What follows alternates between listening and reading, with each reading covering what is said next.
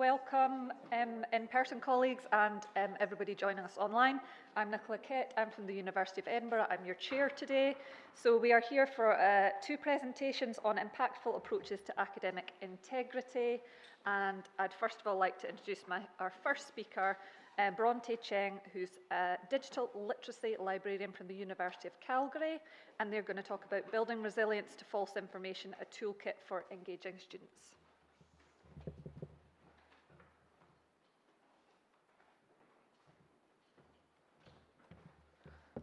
Hello and good morning. Thank you so much to QAA for hosting me from all the way over in Calgary, Alberta, Canada. It's very fun. It's my first time in Glasgow.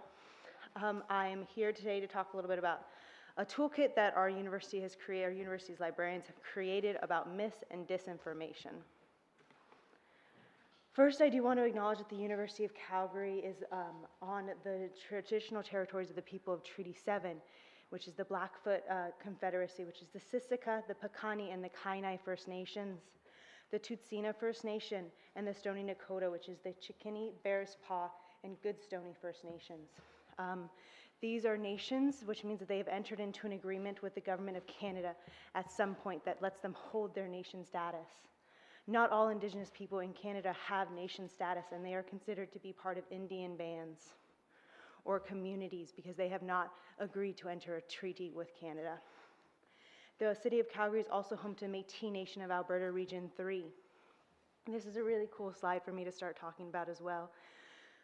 Because at the University of Calgary and throughout Canada, we do land acknowledgements before almost every meeting, every class, every workshop that I do, I always include a land acknowledgement to center myself and to say where I'm coming from that day and where my lived experiences are holding me in that moment. There is also some interesting colonial histories going on in this slide right at this moment, because if I would have given this slide to you a month ago, Goodstoney was formerly recognized as Wesley First Nation, but that was their anglicized name. And so in the last few months, they've changed, and they have entered into a new agreement with Canada where they can be fully called Goodstoney. Also, if I would be giving this in September, Métis Nation of Alberta Region 3 has entered another agreement with Canada that they will now be the Battle River Territory, which is a part of their historical, cultural histories. So that is a little bit about where I'm coming from, and also if you've seen in the news at all, Canada is facing an extraordinarily severe wildfire season already. In the province of Alberta itself, we have burned 2 million hectares, which is over 3 million acres. And that breaks all of our records so far, and it's not even the end of June. Our worst fire time is August. So these are the lands that are burning when you read about the smoke that ends up in the United States. This is where it's coming from. But a little bit more about the project that I'm here to talk about today, which is our disinformation toolkit, or building resilience to false information, depending on if you like to use misinformation, disinformation, false information, fake news, false information. I actually joined this team very late. This project has been going on for a little bit over 2 years, and I joined the university about halfway through the project. So this is a project that actually is longer than my tenure there. And it's headed by Justine Wheeler and Susan Beatty. But before I get more into what mis and disinformation is and what the toolkit is, I really wanted to say what misinformation is and what disinformation is. So misinformation is information that is false but unintentional and not intended to cause harm. So this is like when your mom sends you a news article that she's like, oh my God, can you believe this? And then you go to it and you're like, Mom, that's not real. Or like your uncle posts something on Facebook and you're like, come on, follow the hyperlink just once and you're gonna see that it's not real. But disinformation is false information that's deliberately created or disseminated with the express purpose to cause harm. And that's really made by these larger actors, right? These like governments and massive news organizations and things like that. Your family member, your uncle, is not the agent of disinformation. They're just sharing something that they want to connect with you with. And this is important when we're talking about this with students, because a lot of the times when we say, no, that's false, they see that as an attack on themselves or on their family members.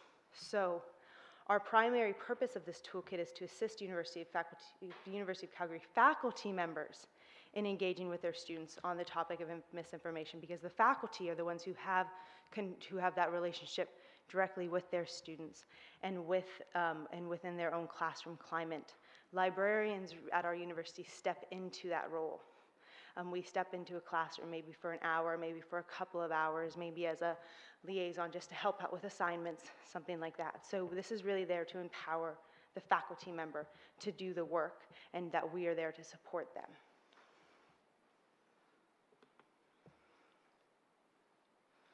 We're also a library, so this is a library-led team. We do have faculty members who have consulted with us, but this is really us as librarians who are experts on our campus in information seeking, sharing this expertise in source evaluation.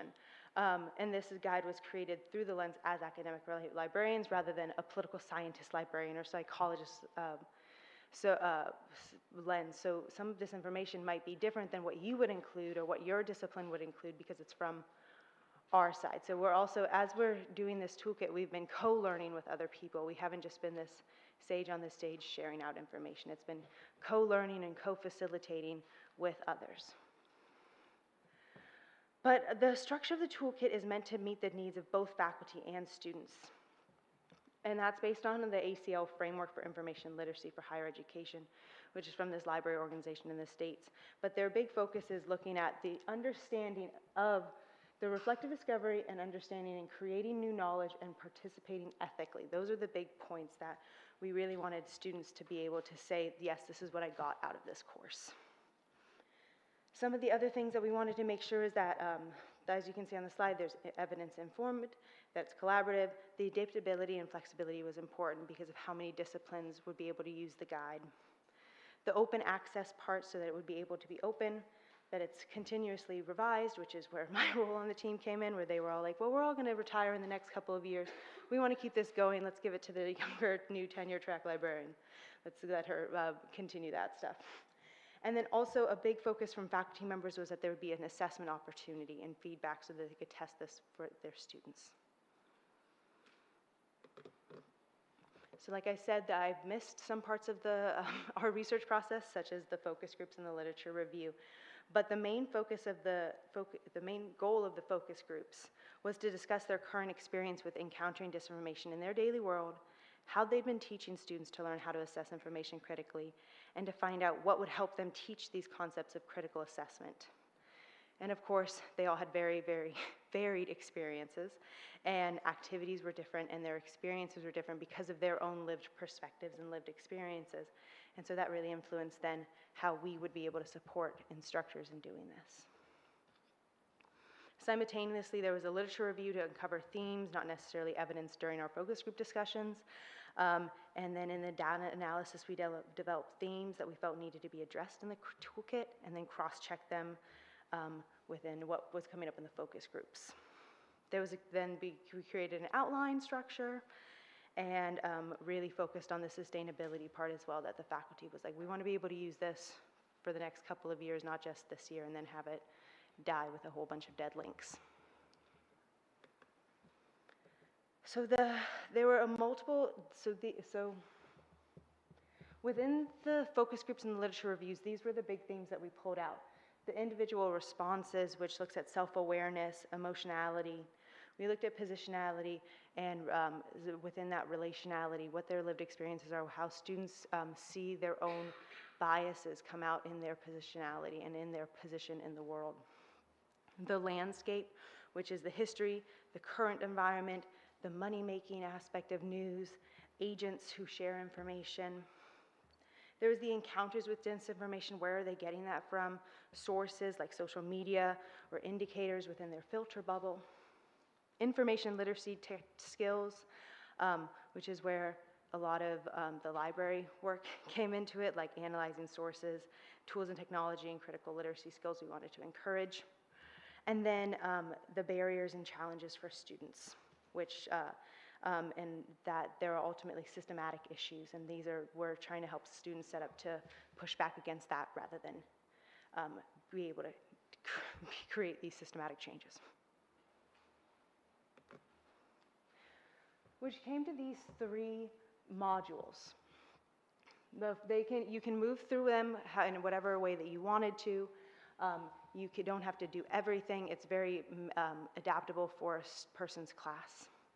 The first one looks at false experts, the second one looks at sources, and the third one focuses on individuals. It's kind of set up that it goes really big all the way to really small, but some people could go really small to really big, or you can jump around. The faculty members have also said that they would want to assign some of it as homework or course assignments rather than doing it in class. So there's different ways that they can use that. On this slide, this is set up as the description and then the learning objective. So what does that actually look like? This is what it looks like when you're on our website. This is used, it's currently in late development, so I'm just doing screenshots right now, where it's being trialed literally like this week and next week in 5 classes at the university. So they have access to it. We just haven't opened it up to everybody. Once it's open up to everyone, that will be really cool. And it's also through this software called LibGuides, which is something our university and North American universities use a lot, which is a library research guide. I don't know if that's common at your institution. I see some heads nodding. So it's a really easy and adaptable software to use. People have used it before, so they're able to navigate through it without a sense of like overwhelm or overload. The left column has the introductions, the modules, conclusions, glossaries, extra resources, and then it also has has screenshots from within the presentation. If you want the full presentation, you have to give us your email so that we can keep track of who's using it. And then also when you give us your email, you'll get instructor notes, which talks about how to create a positive classroom climate to hold some of these conversations in, because some of these conversations are sensitive and bring up emotions in the classroom, which is not usually something that we're always doing in our classes, and that not all faculty feel that they want to handle at that time.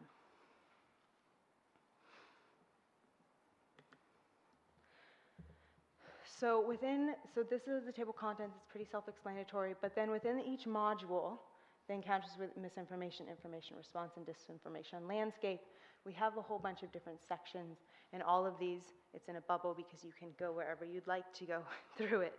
And we wanted to ensure there was uniformity across all the modules. So they all do have the same components. They all just might be in different orders, depending on the content and the activities and the quizzes. There was a really interesting conversation about whether we wanted to call them quizzes or knowledge checks, because we felt knowledge checks might be a bit better for students, but the faculty members really wanted to be able to say that it was part of their quiz.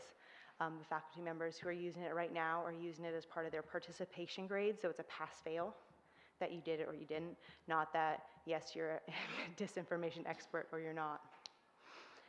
The downloadable PowerPoint slides that come with this, which is a part of the additional resources, allows the faculty to adapt the module by changing the slides, emphasizing sections they consider important to their coursework, gearing activities to their content, and it also allows them to work at their own pace, whether they want to take 20 minutes of the presentation and Toolkit or do the full 40 minutes. It's really up to them. It's adaptable. And at our university, the subject librarians can work with them to help do that. So it's not just the faculty member has to go off and do it on its own. It's a great way for the library to have collaboration with them.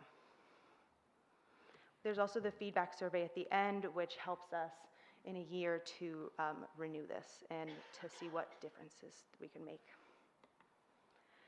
So these are a few example slides of what it would actually look like if I was if I was a professor and I was going to be like this. Today we're going to talk about disinformation. This is from the disinformation landscape module. So we try to make it interactive and engaging, but also it's including lots of linking out so that students could get into the habit of following links to see where that information comes from. And that prompting is in the instructor notes. On this slide, the faculty notes speak to how lies spread more easily than the truth. The article links in this slide discusses research into this phenomenon, and it includes some crazy statistics like the study in the link found that false stories were 70% more likely to be retweeted than true stories, and true stories take about 6 times as long as false ones to reach 1,500 people. So, and then, very funny, we follow it up with, social media is new, even though fake news is not, or false information. And we also try not to really go too content heavy on these because there's a lot of information in the faculty notes. And then that also leaves room for if faculty wanted to include something specific to their class, they could add that on here without having to decide what to take off. Oh, one other point about this is that we, for students, the reason that we do bring up social media a lot in these courses is because we can help build those information literacy skills and tools by connecting the students back to where they are pulling a lot of their information from, and that doing something in class with an activity or a technique really helps them so that they can then, if they're later on that night at their house, if they're scrolling through TikTok and they see something, they can think, oh, I just did something like this in class the other day. Let me go follow that link. Or that's what we hope that they will do. And sometimes the students say they still aren't doing that, but that's okay. And then again, like we have activities that students can either do in class or within the instructor notes, there's something set up in there so that they can put it on our learning platform, which is D2L. Because our class times are generally 50 minutes, which usually leaves about 40 minutes for instruction, and usually faculty members want to give about 30 minutes to this type of information. And again, this is a great game that talks about political disinformation, and the goal is to be as bad as you want to be. It's pretty fun, actually, because you get to go in there and be like mean and evil, which is something that I rarely get to do as a librarian. We also have techniques and tools for students to go through and to think about when they're exploring disinformation and misinformation so that they could use that after the class period as well. Finally, this is how one of the examples of the quiz questions, there's usually 5 at the bottom of each one. They're really built in the Canadian context, but they still make sense for just the idea of misinformation. And some of the this is looking at we used a lot of climate change examples because that's a really big topic in Alberta specifically, because everybody says climate change is happening for a different reason, but either way, our skies are filled with smoke. So, and then this was that there's 1 or 2 quizzes in each module. This is a self-assessment tool, like I said before. The faculty members are using this as a pass-fail as part of the participation grade.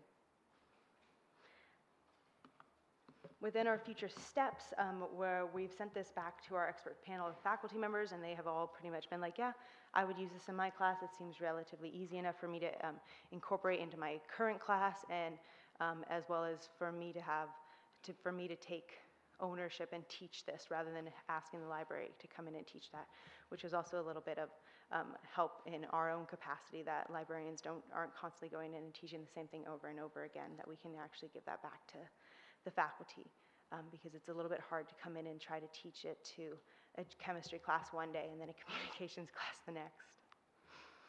There's the feedback. We're assessing our feedback from our current pilot, from our current pilot for revision, and we're hoping to launch this really big in September with multiple faculty members already agreeing to have this in their work in September so that we'll be able to get that feedback.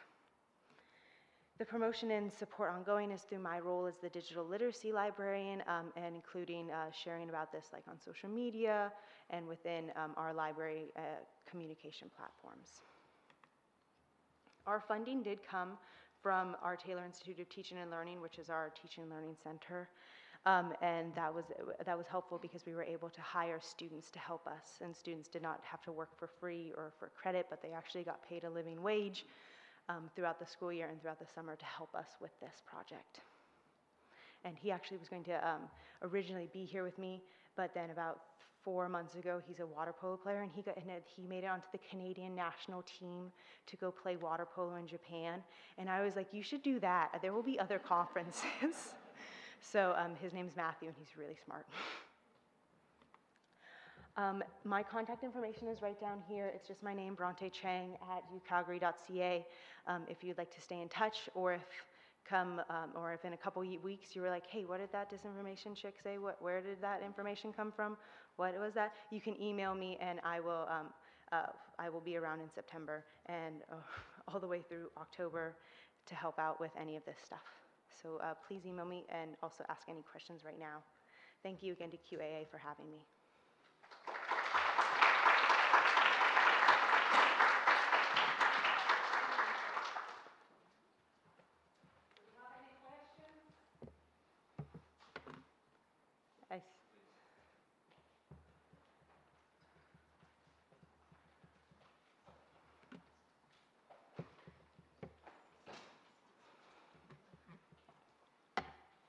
Thank you so much. I thought that was an absolutely fascinating presentation and a really, really well-designed intervention. And I think it's really important to be combating disinformation. And I say that as a social scientist. So yeah, it's a real problem. I wonder how this fantastic intervention is going to be evaluated, though. Is it, for example, that students would not use this kind of material in their work, or is it something broader in terms of, you know, their sort of civic responsibilities? So a bit of it is through the civic responsibilities as at our institution, and part of this also comes out of our Indigenous Strategic Plan, which is called Itapato, which is a Blackfoot word for moving together in parallel ways. So it's about creating those critical thinking skills and critical literacy skills for transformative lifelong learning, is the phrase. But within classes, it is faculty members are using it specifically so that they can see fallacies that happen even in peer-reviewed articles, and how to look closely at like all information so that you don't just believe everything that you read, especially in peer review.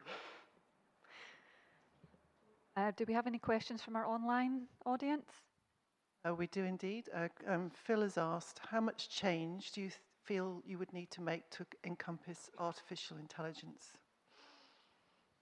Well, some of the tools and techniques do include artificial intelligence and looking at more, like I just said, those critical literacy skills. So thinking AI specifically, if the framework, it's called ACT UP, which is a literacy framework that goes through like looking at the author, looking at the currency, looking at the truth, if there's bias. For AI, it would be like, who created that software? Why was it created? What are they doing with the data that they take? Where if it's a peer-reviewed article, it would be looking at why, who wrote this article? Why did they write it? Where did their funding come from? What were their conflicts of interest? What was their methodology like? So it really walks them through being able to do that in both ways. But great question, because AI is definitely coming and is here. Other question from the room? Somebody else had their hand up. Oh, excellent. Any other questions in the room?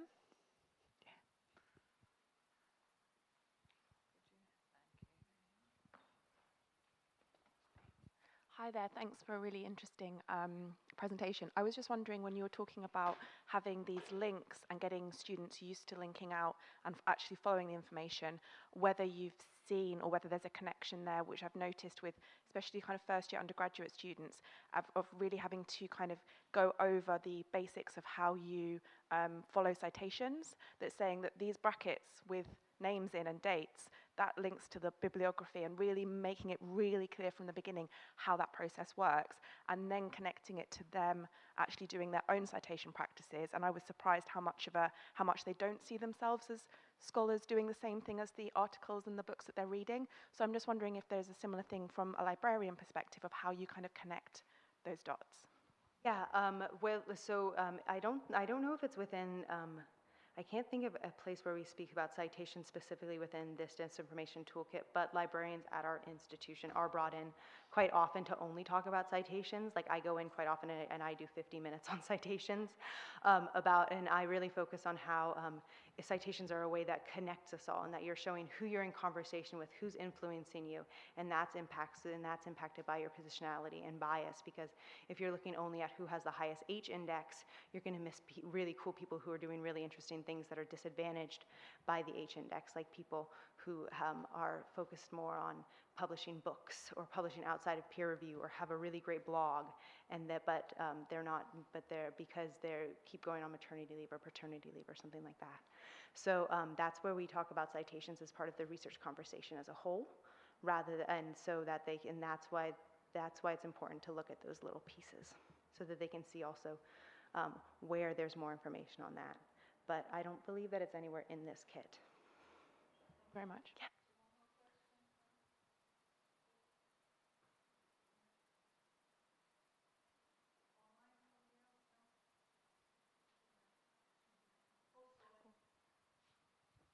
Thanks.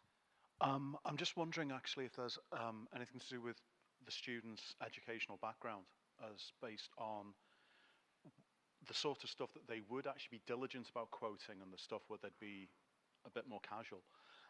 The example you had in the quiz thing was actually a prime example of beauty, because the whole thing about somebody with a low numeracy grasp wouldn't necessarily get the idea of there being an average temperature. They just think of a local one. Whereas, say, for instance, somebody in my situation, because, for instance, I never did a history to O level, I'd be very diligent about maths type stuff, but I'd be much more prone to quoting any old crap when it came to history. Are you finding that the students' background is influencing what stuff they are quoting properly and what stuff they're not? Yes, and we do talk about that a bit in our unconscious bias area, about how your background and your lived experiences influence that. And one of the great examples that we use for that is if I say peanut butter, what do you think right after I say that? Because I think jelly. Because I think about peanut butter and jelly, because I'm originally from these states and that's what I grew up eating. But I did the same activity on Monday in Aberdeen at a different conference, and I was like, what do you all think about? And I was like, oh, I don't even think about this. And people were like, what's jelly? And I was like, what do you mean what's jelly? Like, it's Smuckers. So it is very much, so the unconscious bias area does look at that, how that, like, if you are more prone to focus in one study or one field, that you might think just, oh, okay, that makes sense, and the other, even if it doesn't actually, like, to somebody in that field, they'd be like, no, these are all the holes in the argument. Does that make sense? Yeah. Okay. We'd say crunchy or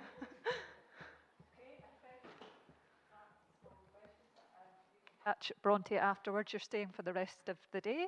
Yes, excellent. So can we have another round of applause, please, for that? Thank you very much. Okay, and for our second presentation, we have Dr Alex Buckley, who is Assistant Professor Learning and Teaching Enhancement at Heriot-Watt University, and they're going to talk about academic literacy and good academic practice, the fault lines of student academic misconduct. Right, thank you very much. Thank you. Hello, everyone. Right, what's the time? Okay. So I'm just going to be sharing some findings from a research project we did at Heriot-Watt University about academic misconduct, academic literacy, academic skills, academic practice, and cheating, things like that. So just some context, if you're not from around here, Heriot-Watt is medium-sized, pre-92, so it's a research-intensive kind of university. We're very diverse. We have campuses all around the world, so we're quite distinctive in that way. So we have a diverse student population, diverse staff population. Like a lot of people, I guess, we've had particular challenges around academic misconduct during the COVID period. We shifted to take-home 24-hour online exams, and there we had everything going through Turnitin, and we had a big spike in academic misconduct cases. So as part of the response to that, there was a working group set up which was designed to look at what can we do about this, and one of the things that was set up within that was a group exploring why are we getting these academic misconduct cases at Heriot-Watt. The aim really was to try and figure that out a bit, not just limited to, because these things take a while, you know, we've now shifted back to more in-person exams. So it's not specifically to do with the COVID period, so it's more general than that, but around academic misconduct, what's going on at Heriot-Watt. And we did that through looking at the perceptions of staff initially involved in dealing with discipline cases of academic misconduct. So it's the chairs of the discipline. We have 5 schools. Each school has a discipline committee. We talk to the chairs of those committees, current and past chairs, and we also talk to staff at the Students' Union Advice Hub who support students going through cases of academic misconduct. And the plan was that this would be a preliminary step, that we would then get a sense of what the staff dealing with these cases, how they conceptualize things, and then develop a way of talking to students about their perceptions of what's going on. The project team, there were 4 of us. There's me, I work in the Central Academic Development Unit, which is the Learning and Teaching Academy, with the Vice President Education of the Students' Union was on the project team, and then 2 people who were themselves chairs of school discipline committees. So since then, Hannah and Tom have moved on, and it's just me and Neil left behind doing this work, but that was the project team at the outset. In terms of some literature, just to set the scene, this is the kind of stuff that I guess framed our approach in terms of what we were interested in. Firstly, just in basic terms, how do the staff who deal with academic misconduct cases see it in terms of the basic thing of, is it a moral issue, a policy, legal type issue, or is it to do with learning? Is it to do with learning how to write in academia, learning academic skills? And then related to that, are they seeing these cases of particularly plagiarism as intentional, unintentional, or this nice idea of contextual, where it's intentional, but it's kind of under pressure? So it's not a strategy, it's not premeditated, it's just under pressure. Students are intentionally engaging in plagiarism. Also, because we have a very diverse population, we were interested in what are the perspectives of these members of staff around the cultural aspects. And I guess the framing here is that there is, good evidence of cultural impacts on understanding of things like plagiarism. Won't read. No. So the research suggests there are cultural differences in the conceptualization of plagiarism, but we can't be too reductive or absolutist about that. We have to tread carefully and not make assumptions and not assume it's a simple picture and that that's all that's going on and other stuff like that. So there are some cultural differences in the research, but it's not that simple. So, method, so we just interviewed 11 people, the current and past chairs of the school discipline committees and staff from the Students' Union Advice Hub. We gave them a quick little questionnaire beforehand, and we did it last academic year. So I'm just going to show the survey results, not because they weren't designed to be part of the findings, it was more just to set up, give us something to prompt discussion in the interviews. Only 11 people, so it's not, doesn't bear too much weight, but I think it is interesting just to show. So what it shows is each of the bars are the 5 different options we gave them for what are the causes of these cases. Now, it's not exhaustive. We didn't include everything, but we included a bunch of different things. And pretty much everybody selected students lacking an understanding of good academic practice in their subject as the number 1 cause, which is what we were interested in looking at, to be honest. And that is what they all select. These people involved in these cases are basically saying, yeah, most of the time, that's what's going on. So that kind of frames the findings from the interviews. So I've got 4 themes, which I'll go through quickly. Firstly, most of the people that we were talking to, they felt that most of the cases that they dealt with, it's not really cheating. Cases where, you say it's not cheating, it's just extremely poor scholarship. A lot of the time, it's just poor academic practice. So most of the time, it's not students intentionally trying to cheat. It's just a lack of understanding of what they're supposed to do and what the expectations are. Not always. They did say, oh yeah, sometimes the students they know exactly what they're doing and they're actively trying to cheat, but that was not the majority of cases. they felt.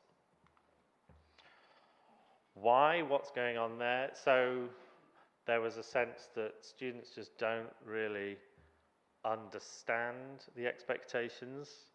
So with collusion, they've worked with a friend, they don't understand that what they've done is they've created something that's a type of cheating. There's a genuine misunderstanding. There was a sense that there was an acknowledgement from these individuals that some of these concepts and skills are complex. So they're talking to the students, and the students are saying, well, the program team said collaboration is important. That's how it works in the workplace. If you've got a problem, you talk to your colleagues and you figure it out. But they had colluded, but it was a difficult one to decide because it was unintentional. So there is an acknowledgement that that students are doing something that would be acceptable in the workplace but not acceptable at university, and that is a complex idea for students to understand. And then lastly, in terms of understanding of good academic practice, they felt the students weren't really prioritizing developing that understanding. So there was a sense that they do get the support and the guidance and advice is there, but students don't engage with it because they don't see it as a priority.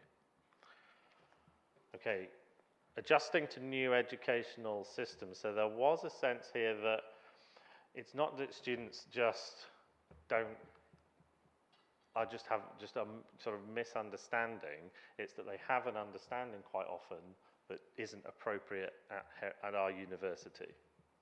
Students are coming from different cultures where they do things differently, which is understandable, and they make an assumption it'll be the same here, which I get.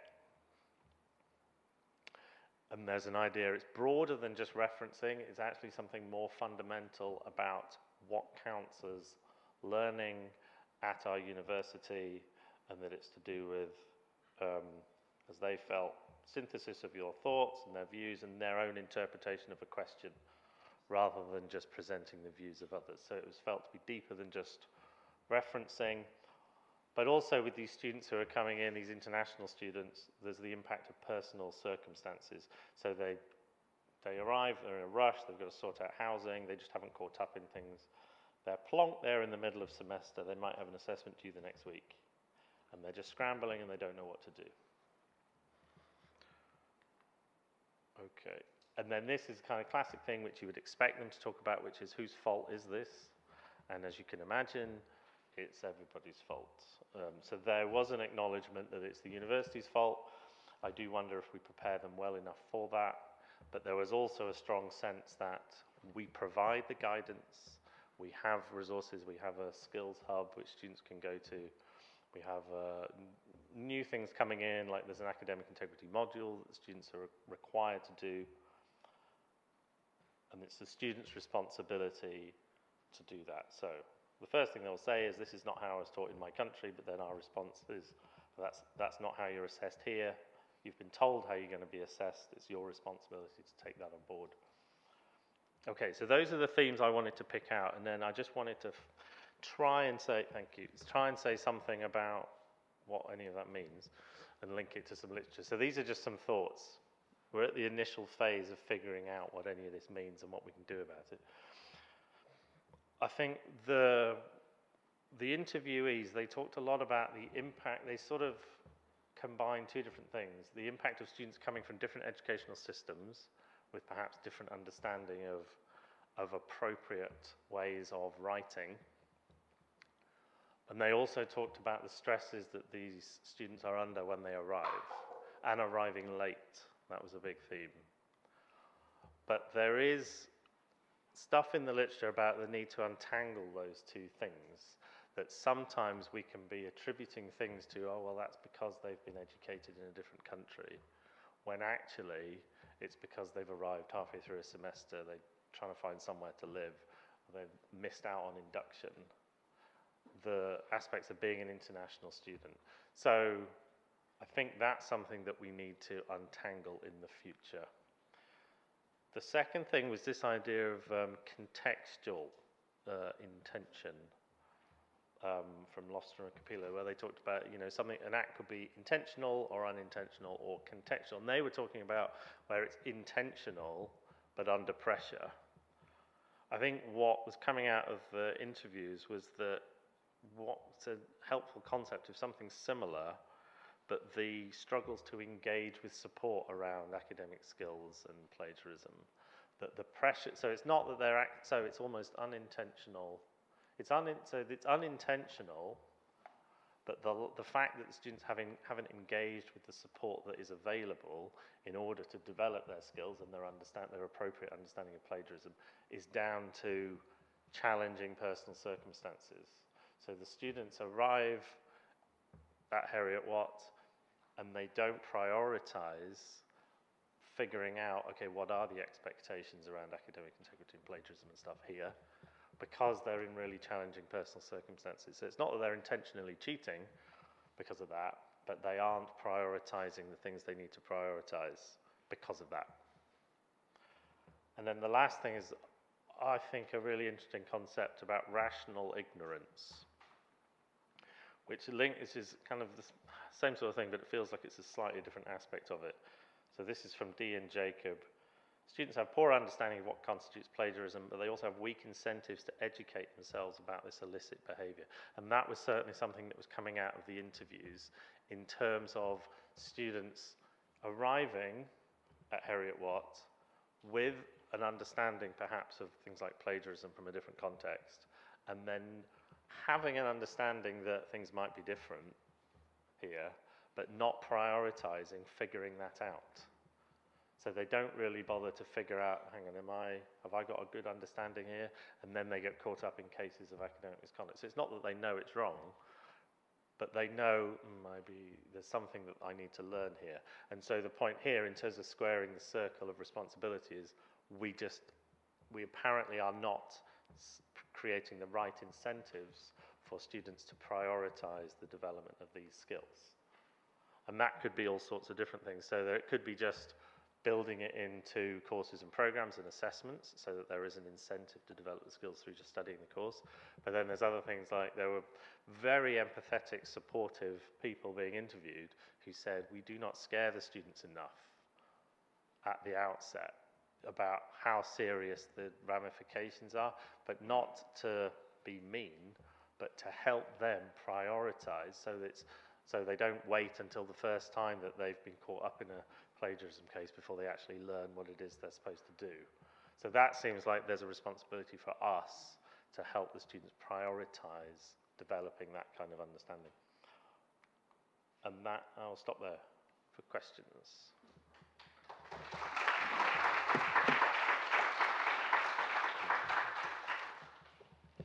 Hello.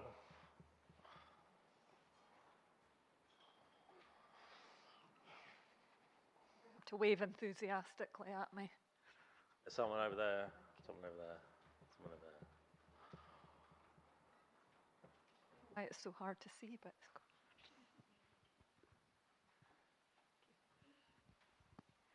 Hiya, I'm the president of Bangor Students' Union. So coming from a student's perspective, we've got a lot of international students coming to academic integrity panels, and you touched on this earlier. And part of this is that they're measured using metrics that home students cannot be measured against, for example, standard of English and that sort of thing. So there's a disproportionate amount of international students going to academic integrity panels. How do you think we might be able to measure them more fairly, but also talk to them about cultural differences and not prioritize one group of students over another group of students? What do I think about that? I think, can I answer this? I don't think this is what your question is, but I think one of the things, maybe it is, one of the things that was a challenge for some of the interviewees was, from their perspective, there were students from particular parts of the world who were arriving with particular conceptions of good writing that were not compatible with what Heriot-Watt expected. And so what they felt would be appropriate would be targeting those particular students for additional support and guidance. But they were worried about the appropriateness of targeting particular students and saying, you are from this country, a particular country, and therefore we think you're how would that look? We think you're liable to get into trouble with plagiarism, so we're going to offer you additional support. So there was a real tension about their sense that, look, we know what happens here. The students arrive, we talk to them. It's quite clear that in the country that you're from, you are taught a particular way of writing that then gets you into trouble when you come to Heriot-Watt. But how do we actually provide them with additional support that doesn't single them out as a particularly a group that are likely to break our rules? So I think that was which I don't think was what your question was it? But I think there was that tension about needing to provide support to particular groups of students without singling them out. And I don't know I mean, that was just a tension that was felt, and I don't know how the university responds to that. It's something we need to think about. Is that any help? Hi there, Steve Wheeler from Plymouth Marjon University. Thank you for your presentation. It was fascinating.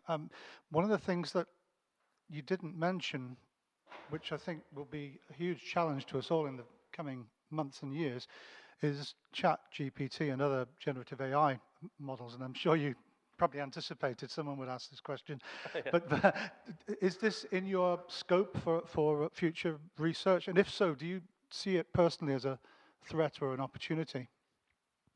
I did anticipate the question. That doesn't mean I have a good answer. I think it didn't come up just because of the timing of when we did most of the interviews. Some of the interviews we did are sort of this calendar year, so it did come up, but it sort of just fits into exactly the same thing in that it will end up being an academic skills issue. It is a tool, and it's helping students understand the appropriate use of that tool and the inappropriate use of that tool. There will be long-term, I imagine, issues where if in certain educational systems in parts of the world, if it's dealt with in one way, then they will arrive at Heriot-Watt with that particular understanding, and if it's different, we will have exactly the same challenge of trying to educate them, and it could be into our way of, because this is the thing, it's not about right and wrong, it's that they have learned a way, we have our way. And there could be a particular challenge because of it being a fundamental question about what counts as learning. I guess the specific thing about ChatGPT is the journey that we are on. Can I have a slides back? Is that a legitimate thing to have? It's just the slide about, there we go.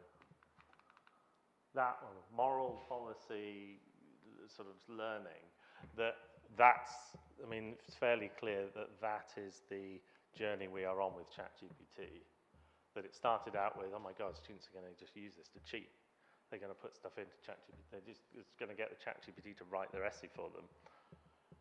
But, you know, that's not really eventually it's just everyone's figuring out, oh no, it's about what is an appropriate use of this tool.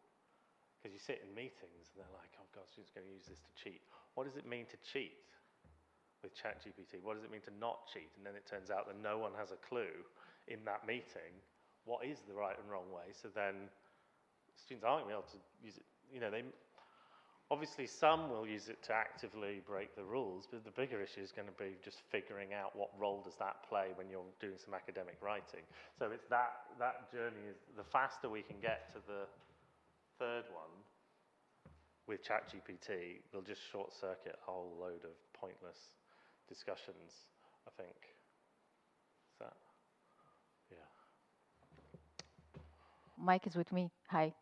Gorana from University of Glasgow, and this is a classical, more of a comment rather than a question kind of thing. So we had similar sort of questions for us, and we decided, I guess, where the responsibility is that it should be a bit on us to provide better guidance. So this is what we asked students, and I'm just happy to see that. So you asked lecturers or people on the other side what they think are the issues, and at least in our environment, and it was College of Social Sciences mostly.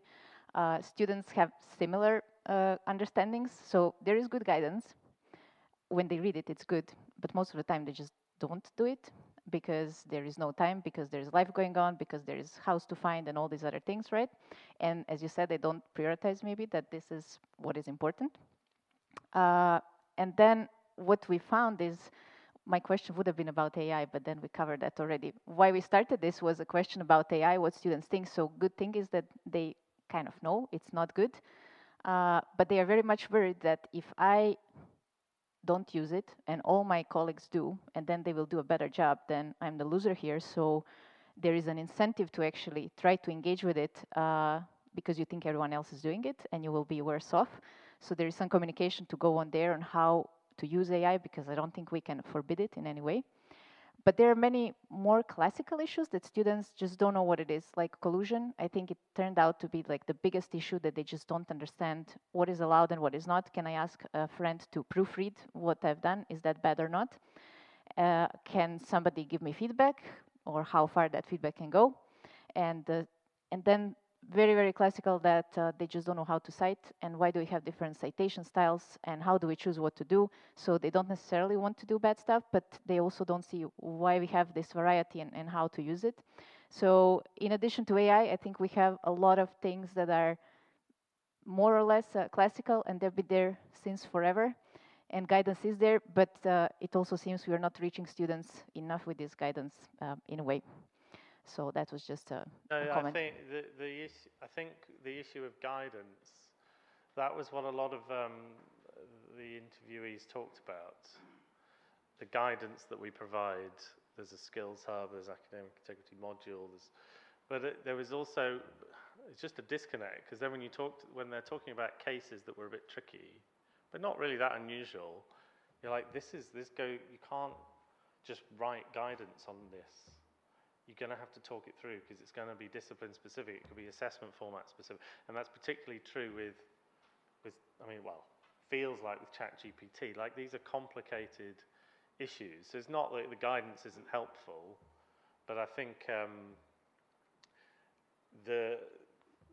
it's getting it into the courses and the programs, so it's just treated as part of. So I think the finding is that from the interviews is there is a general consensus that we need to raise the priority level of it. But then in terms of how we do it, if you ask these interviewees, they will talk about, we need to flag the stuff at induction, we need to make it clearer, we need to write clearer guides. But I mean, that's not really gonna, if you then say, well, how would that help with this case that you just talked about? That's not gonna cover that, because it's too complicated.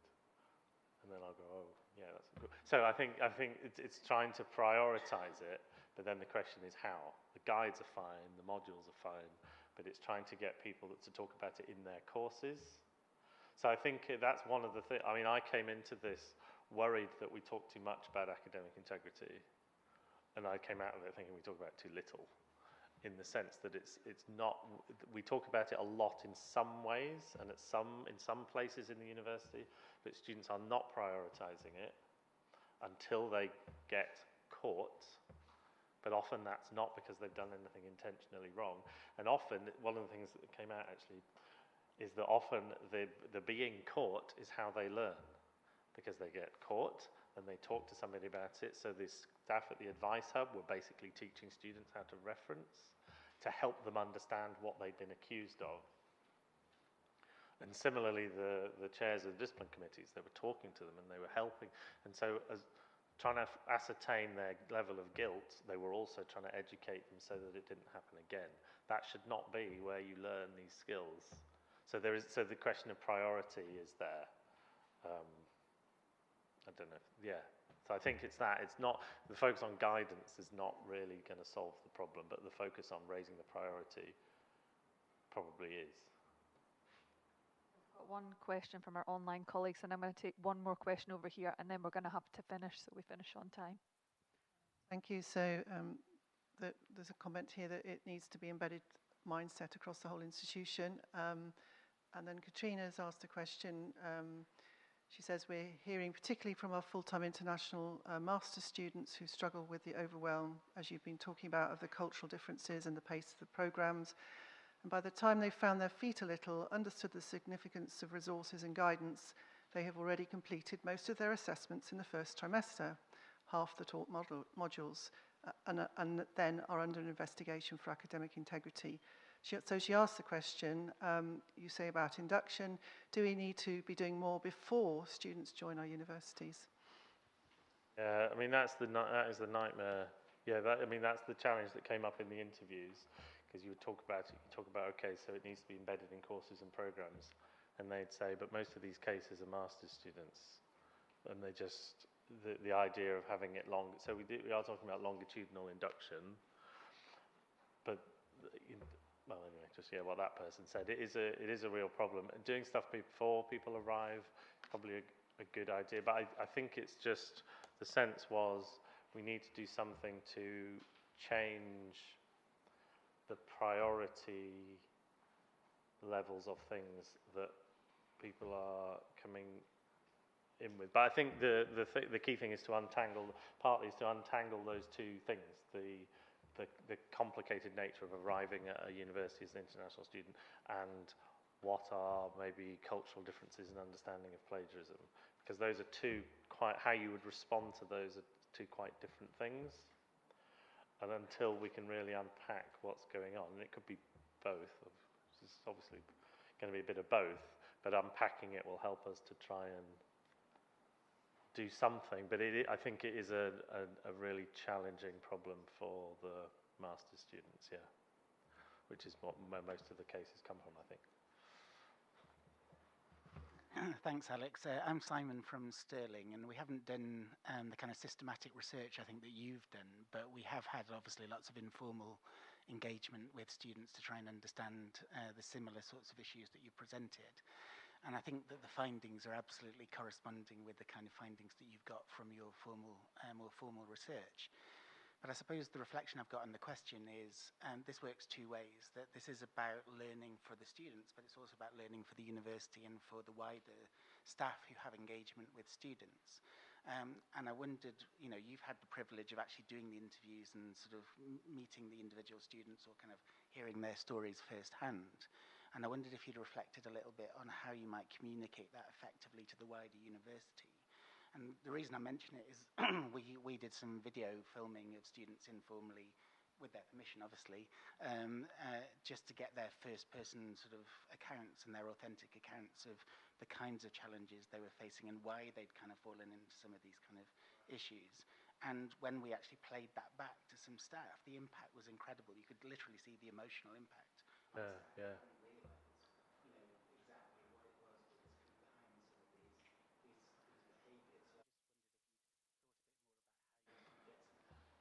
Messaging and understanding out into the institution. Well, yeah, I mean, it's stuff like that. So the outputs from this should be, we want to do, so my role is like staff-facing stuff, academic development. So we want to do some staff-facing guidance, but then we also, this is a preliminary step to doing stuff with students, which is a whole thing in itself, because that was felt to be very contentious, talking to students about this, so we did it with staff first. I mean, I think it's right. I think it's the same thing, but the staff. So the staff who deal with these cases and we've had so many, over and over and over again, and just seeing these same issues crop up of students unintentionally breaking our rules because of not, not prioritizing the development of these skills. But that's not to put the blame on them, because it's clear we haven't created the conditions where that's a sensible thing to do. So I think having these people then sharing out more widely, this is what the perspective you get if you do this all day, if you do this a lot. The thing I would say is the gap between the rhetoric and the reality at the university. If you ask people, they will often talk about it's about academic skills and it's about learning, it's a learning and teaching issue. But then when you actually start talking about the detail, often it's students are just cheating. And so I think anything we can do to try and make the rhetoric the reality and say, actually, to just embed, to help strengthen that sense that actually it's a learning and teaching issue at heart. It's not separate, it's not something. I think that will, and stuff like this will help, because it will just make it a bit more concrete and say this is what this means in particular cases and contexts and conversations with students. That's what I would say. That's great, thank you very much. If we can give Alex another round of applause. And I know there was some other hands up, so Alex, you're around